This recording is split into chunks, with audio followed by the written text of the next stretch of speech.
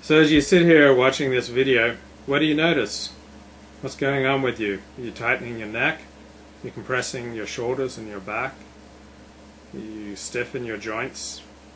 What do you notice? That is the most persistent question in Alexander Technique lessons. What do you notice? When you get in and out of a chair, what do you notice? Do you sense your neck tightening and compressing? Sense your head tipping back? What's going on with your lower back? You find yourself holding your breath. You start compressing your whole torso when you simply think about sitting down. Do you lock your knees? When you walk, what do you notice? Is one shoulder taller than the other? Parts of your back collapse? Do you sense yourself overstriding? What is leading? You should lead with your head. Are you thinking your directions? Think your knees forward at all points in the stride.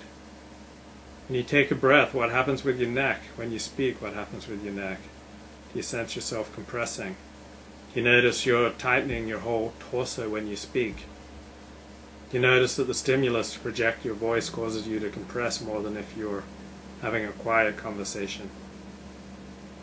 My first Alexander Technique teacher didn't think I was going to come back after our first lesson. For the first 15 or so lessons she thought she was failing with me. Why?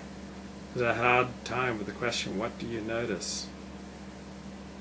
At the beginning of our work each day she'd always ask me, did you have any Alexander moments since our last lesson?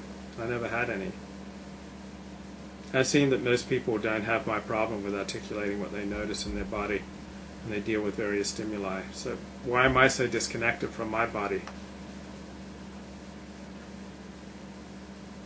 I think it was trauma in early childhood. Like a budding porn star, I learned to disassociate from my body. Ever since then I've spent my life in my head instead of my body. It's a big challenge learning to connect again, to notice what is going on in my lower back as I sit down and to be able to articulate this. Despite this problem, despite my continued reluctance to engage with the question, I think I've made at least average progress through my Alexander lessons. Like a friend in my Alexander Technique teacher training told me the other day, I don't think I've known any student who's had as many doubters as you've had. Because I was so unaware of my body when I started and had a heck of a time following my Alexander directions. I appeared sunk down into my hips, collapsed in my back, down in my trunk, lost in habits of bad use.